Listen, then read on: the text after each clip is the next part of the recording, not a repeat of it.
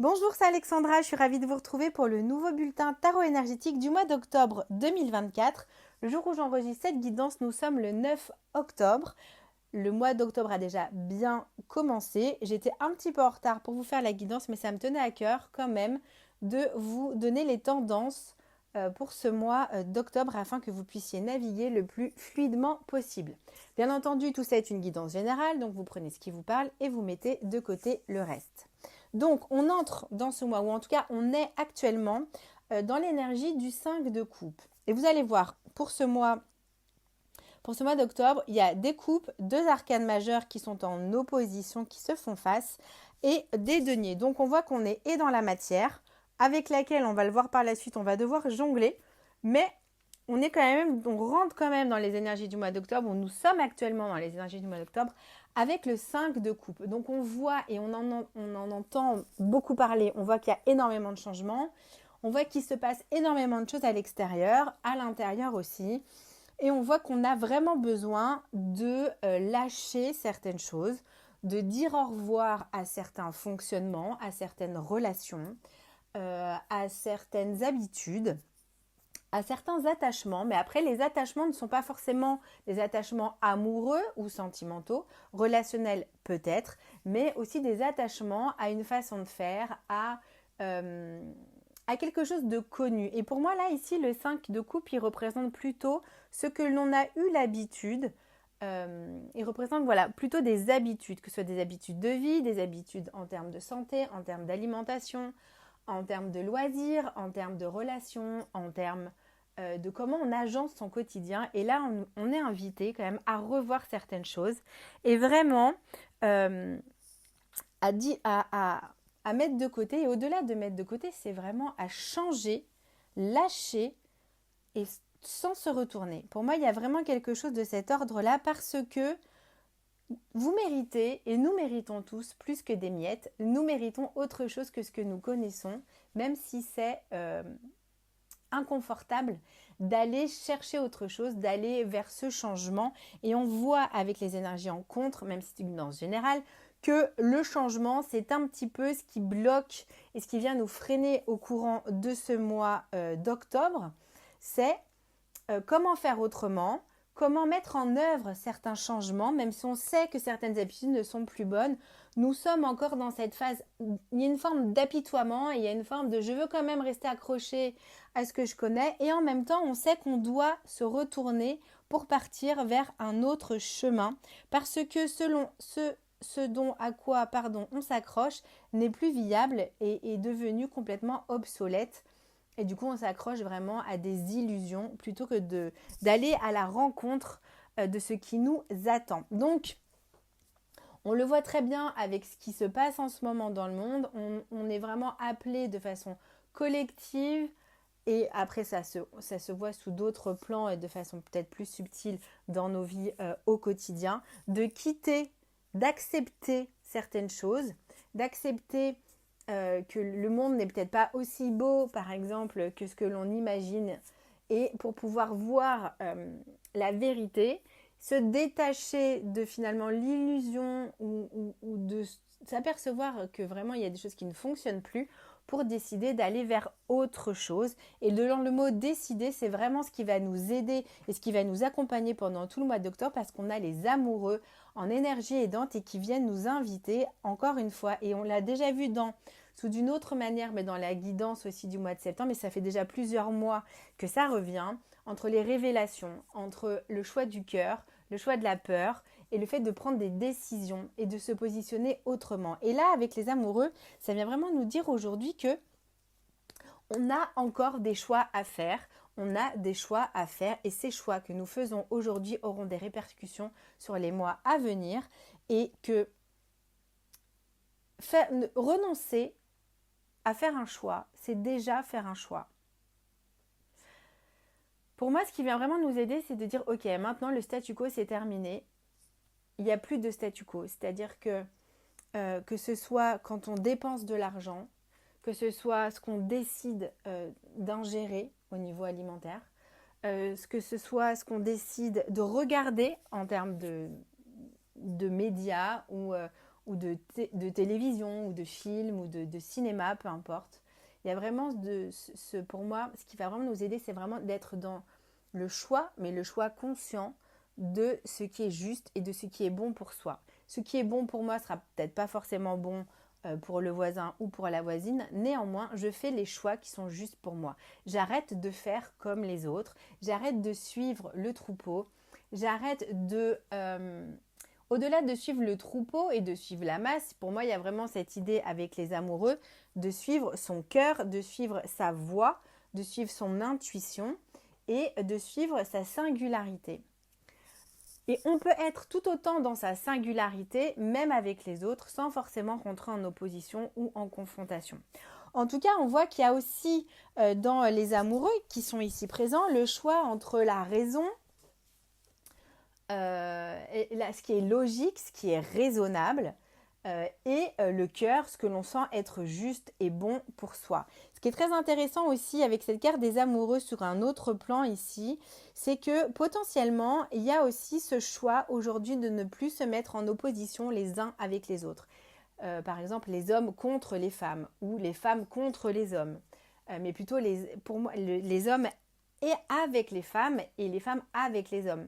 Par exemple, on n'est plus obligé, et c'est un choix que de dire je ne rentre plus dans une forme de séparation, mais je rentre dans une forme d'addition. C'est-à-dire que l'autre ne m'enlève rien, il ne fait que m'apporter des choses. Ça ne veut pas dire que je suis d'accord sur tout, ça ne veut pas dire qu'on n'a que des points communs, mais pour moi, il y a cette idée-là de remettre du « et » à la place du « ou ». Et c'est quelque chose que j'avais déjà dit, je ne sais plus dans quelle guidance, mais c'était aux alentours de l'été, me semble-t-il, entre juin et août, de remettre du « et » à la place du « ou ». Et pour moi, dans les amoureux, il y a aussi cette notion-là, et on la retrouve au centre avec la synthèse pour ce mois qui est le 2 de coupe.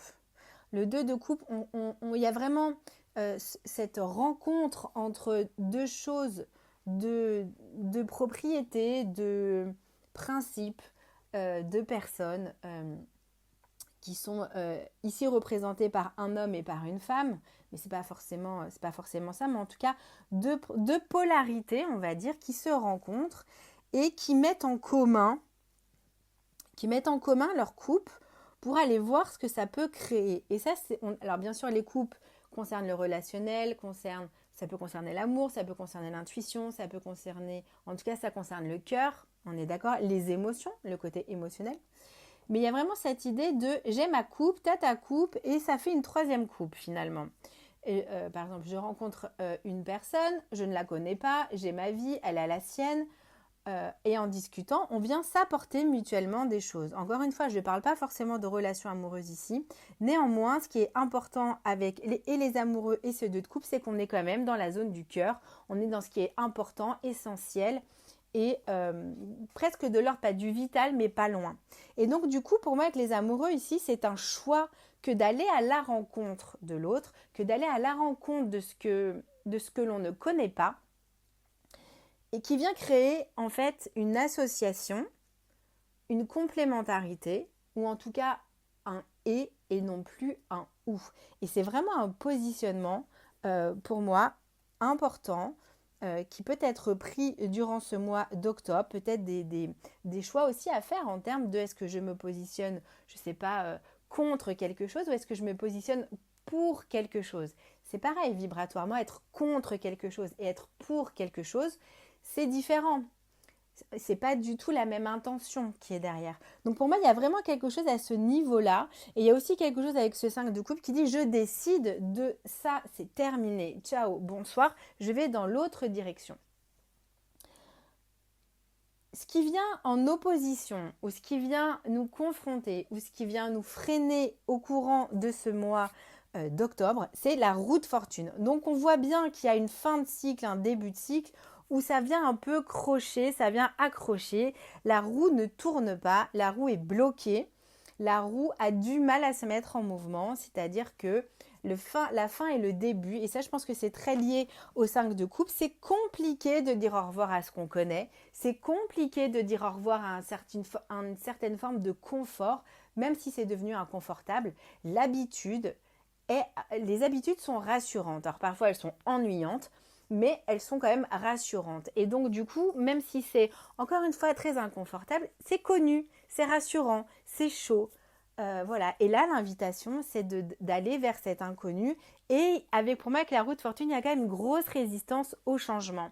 Une grosse résistance à mettre en place quelque chose de nouveau, à s'engager dans quelque chose de nouveau, à décider quelque chose de nouveau, à faire des choix différents de ceux d'hier. Pourquoi ? Parce qu'à force de penser de la même façon, on prend les mêmes décisions, on fait les mêmes actions et on a exactement le même résultat. Et là, pour moi, il y a quelque chose qui vient un peu gripper de oui, mais quel serait ce résultat ? Et comme j'ai pas l'habitude, un résultat différent, finalement, ça me ferait peur. Et ça, c'est quelque chose que je vois énormément dans les coachings, quand j'accompagne les personnes, et moi-même, à titre personnel, on a tous nos résistances au changement parce que on connaît pas, ça fait peur, c'est inconnu et donc ça vient un peu bousculer ce dont on a l'habitude et une forme de confort, comme je l'ai déjà répété. La route fortune aussi ici, ça peut en contre nous dire qu'on peut avoir alors, j'ai pas envie de dire les mots comme le coup du sort ou des choses comme ça, mais en tout cas, il y a des petites choses qui bloquent. Les fins de cycle sont compliquées ou sont ralenties. Les débuts sont aussi ralentis. S'il y a des nouveaux projets qui doivent se mettre en mouvement, etc., c'est ralenti. Donc pour moi, c'est fort probable qu'on rencontre dans le collectif et aussi dans nos quotidiens des ralentissements, des choses qui finalement se font à retardement ou se font pas du tout. Voilà, entre nos résistances intérieures qui viennent, oui mais il y a un changement, oui mais j'y vais, mais non j'y vais pas, oui mais j'ai peur, mais je sens que je dois quand même le faire, mais si, mais ça, mais si, mais ça, voilà, on résiste. Donc du coup ça met une forme de ralentissement et je pense que dans le point de vue collectif aussi il va y avoir des retards, des blocages et aussi des fins de cycle et des nouveaux débuts de cycle qui vont se chevaucher et qui vont peut-être prendre un peu plus de temps que ça devrait, ou en tout cas voilà.